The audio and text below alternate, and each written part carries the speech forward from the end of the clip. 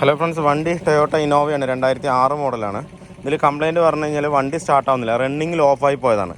അപ്പോൾ കസ്റ്റമർ വിചാരിച്ചത് ഡീസൽ കഴിഞ്ഞിട്ട് ഓഫായതാണെന്ന് പറഞ്ഞിട്ട് ഡീസലൊക്കെ ഒഴിച്ചു. പിന്നെ പുറത്തായിരുന്നു, ഒരു 10-20 കിലോമീറ്റർ അപ്പുറത്തായിരുന്നു നമ്മുടെ വർക്ക്ഷോപ്പിൽ. നമ്മുടെ അവിടെ വരുന്ന വണ്ടിയല്ല അത്. അപ്പോൾ വേറൊരു മെക്കാനിക്കിൽ, അവർ സ്ഥിരം കാണിക്കുന്ന മെക്കാനിക്കിനെ വിളിച്ചിട്ട് എയർ ബ്ലീഡിങ് ഒക്കെ ചെയ്തു. കുറേ ശ്രമിച്ചിട്ടുണ്ട്, പക്ഷേ വണ്ടി ഒട്ടും തന്നെ സ്റ്റാർട്ടാവുന്നില്ല.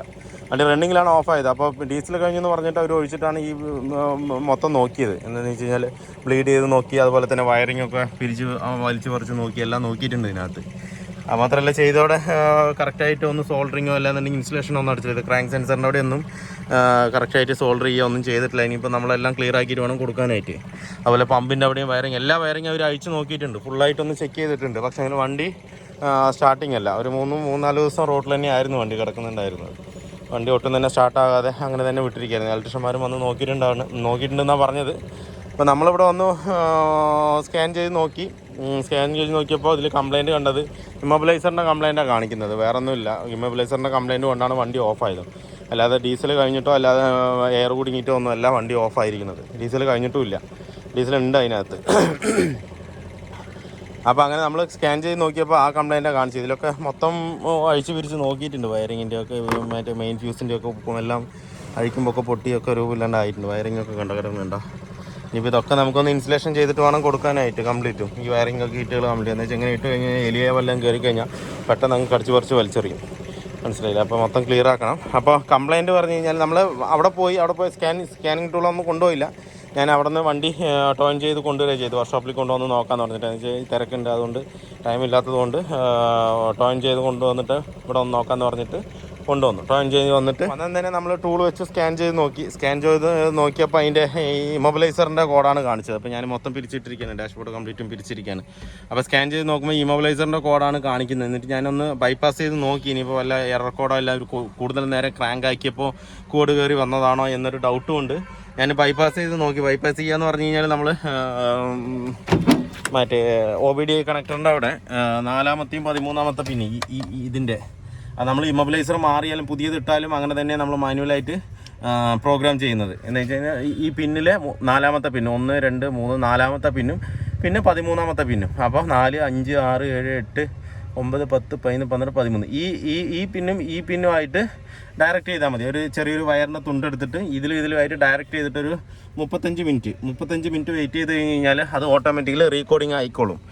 അത് ചെയ്യേണ്ടതെന്ന് പറഞ്ഞു കഴിഞ്ഞാൽ കീ ഓഫ് ആക്കിയതിന് ശേഷം ആ 2 വയറും കണക്ട് ചെയ്തിട്ടിട്ട് എല്ലാ മിററും ഗ്ലാസ് വിൻഡോയും താത്തിയിട്ട് ഡോറൊക്കെ അടച്ചിട്ട് കീ ഓണാക്കി കഴിഞ്ഞാൽ പിന്നെ അതിനകത്ത് വേറൊരു പരിപാടിയും ചെയ്യാൻ പറ്റില്ല, ഡോർ പോലും തുറക്കാൻ പറ്റില്ല. 35 മിനിറ്റിന് ആ പ്രൊസീജിയർ അങ്ങനെ തന്നെ വർക്ക് ചെയ്തുകൊണ്ടിരിക്കണം. ആ വർക്ക് ചെയ്യുമ്പോൾ അവിടെ മറ്റേ ECMൻ്റെ വാണിംഗ് ലൈറ്റ്, ഇങ്ങനെ എൻജിൻ വാണിംഗ് ലൈറ്റ് മിന്നിക്കൊണ്ടിരിക്കും. അവസാനം അത് കെടും. 35 മിനിറ്റ് കഴിയുമ്പോൾ അത് ഓട്ടോമാറ്റിക്കലി സ്റ്റോപ്പ് ആകുമ്പോൾ പിന്നെ നമ്മൾ കീ ഓഫ് ആക്കിയതിന് ശേഷം അത് വലിച്ചെടുത്തിട്ട് ഒന്ന് സ്റ്റാർട്ട് ചെയ്ത് നോക്കുക. അപ്പോൾ ഞാൻ അങ്ങനെ ബൈപ്പാസ് ചെയ്ത് നോക്കി, എന്നിട്ടും വണ്ടി സ്റ്റാർട്ടാകുന്നില്ല. സെയിം കോഡ് തന്നെയാണ് വന്നുകൊണ്ടിരിക്കുന്നത്. ക്ലിയർ ചെയ്താലും ആ സെയിം കോഡ് തന്നെയാണ് വന്നുകൊണ്ടിരിക്കുന്നത്. പിന്നെ നമ്മൾ വേറൊരു വണ്ടിയുടെ ECM, മറ്റേ മീറ്റർ, അതുപോലെ ബാക്കി എല്ലാ സാധനവും ഒരുമിച്ച് മാറ്റി നോക്കിയപ്പോൾ ഒറ്റയടിക്ക് പിടിച്ചതിന് ശേഷം പിന്നെ നമ്മൾ ഒരു സെക്കൻഡ് ഹാൻഡ് ഇമ്മൊബിലൈസർ മേടിക്കുകയാണ് ചെയ്തത്. ഈ കാണുന്നതാണ് ഇമ്മൊബിലൈസർ, ഉണ്ടല്ലേ, ഇതാ കാണുന്നതാണ് ഇമ്മൊബിലൈസർ. ഇതിൻ്റെ ഡാഷിൻ്റെ ആ സൈഡാണ് ഇമ്മൊബിലൈസർ വരുന്നത്. പിന്നെ നമ്മൾ വേറൊരു സെക്കൻഡ് ഹാൻഡ് ഇമ്മൊബിലൈസർ എടുത്തിട്ട് അതിൻ്റെ കോഡ് മാത്രം നമ്മൾ അതിൻ്റെ ഒരു ചിപ്പ് ഉണ്ട്, ആ ചിപ്പ് മാത്രം മാറ്റി വെച്ചിട്ട് കയറ്റുക ചെയ്ത്. ഇല്ലാന്നുണ്ടെങ്കിൽ വീണ്ടും നമുക്ക് പ്രോഗ്രാം ചെയ്യേണ്ടി വരും. അപ്പോൾ നമ്മൾ ചിപ്പ് മാറ്റി വെച്ച് കറക്റ്റാക്കിയിട്ടാണ് നമ്മൾ ചിപ്പ് മാറ്റി വെച്ചിട്ട് കണക്ട് ചെയ്തപ്പോൾ ഒറ്റയടിക്ക് തന്നെ വണ്ടി പിടിച്ചു. എന്ന് വെച്ചാൽ പിന്നെ ബാക്കി ECMും കാര്യങ്ങളൊക്കെ നമ്മൾ പഴയ തന്നെയാണ്. വേറെ ഇതിനകത്ത് പ്രത്യേകിച്ച് വേറെ പ്രശ്നങ്ങളൊന്നുമില്ല. ഇല്ലേ, നമ്മൾ ഇപ്പോൾ ബാറ്ററി വയർ ഞാൻ കണക്ട് ചെയ്തിട്ടില്ല. ഇപ്പോൾ ഒറ്റയടിക്ക് ക്രാങ്കിങ് ആണ്.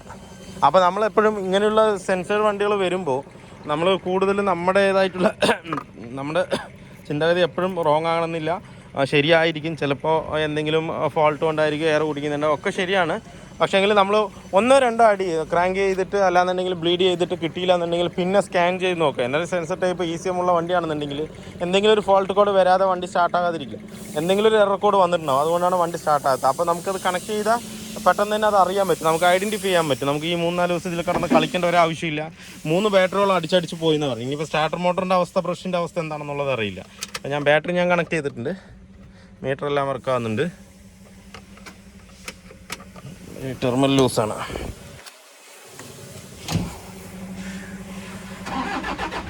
അല്ലേ ഇപ്പോൾ ഒറ്റയടിക്ക് വണ്ടി സ്റ്റാർട്ടിങ് ആണ്, വണ്ടി റണ്ണിങ്ങിലാണ് ഇപ്പോൾ അല്ലേ. അപ്പോൾ എത്ര ഉള്ള പരിപാടി എന്താ വെച്ച് കഴിഞ്ഞാൽ കൂടുതൽ സമയം എടുത്ത് ഇതിനകത്ത് ചിലവഴിക്കേണ്ട ആവശ്യം ഇതിനകത്തില്ല. കൂടുതൽ വണ്ടി സ്റ്റാർട്ടായില്ല എന്നുണ്ടെന്നുണ്ടെങ്കിൽ പിന്നെ അതങ്ങനെ നിർത്തുക, വണ്ടി അവിടെ സ്റ്റോപ്പ് ചെയ്തിട്ട് സ്കാൻ ചെയ്യുക, ബാക്കി എന്തെങ്കിലും പ്രൊസീജിയർ നോക്കുക. അന്ന് നമുക്ക് സ്കാൻ ചെയ്ത ഉടനെ കിട്ടുന്ന കംപ്ലൈൻ്റാണ് ഇതിലൊക്കെ. എന്താ വെച്ചാൽ ECM ഉള്ള വണ്ടികളിൽ ഏത് വണ്ടിയായാലും ശരി, ഇന്നോവ അല്ല ഇനിയിപ്പോൾ ഏത് വണ്ടിയാലും ശരി, ഒന്ന് സ്റ്റാർട്ടായില്ല എന്നുണ്ടെങ്കിൽ സ്കാൻ ചെയ്തിട്ട് കിട്ടിയില്ലെങ്കിൽ പിന്നെ അത് നമ്മുടെ ബുദ്ധി ഉപയോഗിച്ച് തന്നെ കണ്ടുപിടിക്കണം എന്താണ് കംപ്ലൈൻറ്റ് എന്താണെന്നുള്ളത്. സ്കാനിങ്ങിൽ തന്നെ പകുതി മുക്കാൽ കംപ്ലൈൻറ്റ് നമുക്ക് കിട്ടും.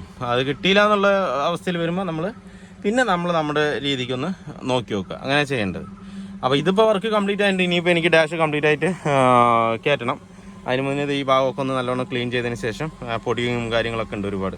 അപ്പോൾ ആ ഭാഗമൊക്കെ ക്ലീൻ ചെയ്തിട്ട് നമുക്ക് ഡാഷ് ബോർഡ് ഇതിനകത്ത് കയറ്റാം. നമ്മുടെ ഇന്നോവയുടെ വർക്ക് ഫുള്ളി കംപ്ലീറ്റ് ആയിട്ടുണ്ട്.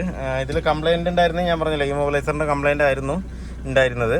പിന്നെ അത് നമ്മൾ ഇമോബിലൈസർ മാറി കോഡിങ് ചെയ്തു, കറക്റ്റായി. ഇപ്പോൾ സ്റ്റാർട്ടിങ്ങൊക്കെ പക്കാ നോർമലാണ്, ഒരു കുഴപ്പമില്ല വണ്ടി.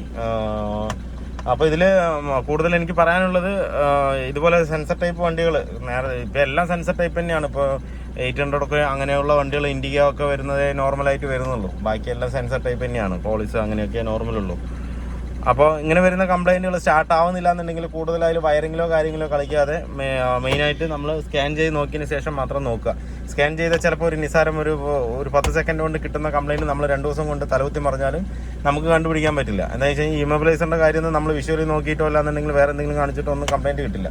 സ്കാൻ ചെയ്താൽ മാത്രമേ പക്കയായിട്ട് അതിനകത്ത് കംപ്ലൈൻറ്റ് കിട്ടുള്ളൂ. അപ്പോൾ സ്കാൻ ചെയ്തതിന് ശേഷം മാത്രം ബാക്കിയുള്ള കാര്യങ്ങൾ ചെയ്തു. ഇതിലൊക്കെയാണ്. ഇപ്പോൾ ഞാനും വന്നതിന് തന്നെ സ്കാൻ ചെയ്ത് നോക്കിയപ്പോഴാണ് കംപ്ലൈൻറ്റ് കിട്ടിയത്. ഇമോബിലൈസർ മാറി കോഡിങ് ചെയ്തു, കറക്റ്റായി. ഇപ്പോൾ വണ്ടി ഓക്കെയാണ്, സ്റ്റാർട്ടിങ് എല്ലാം പക്ക തന്നെയാണ്.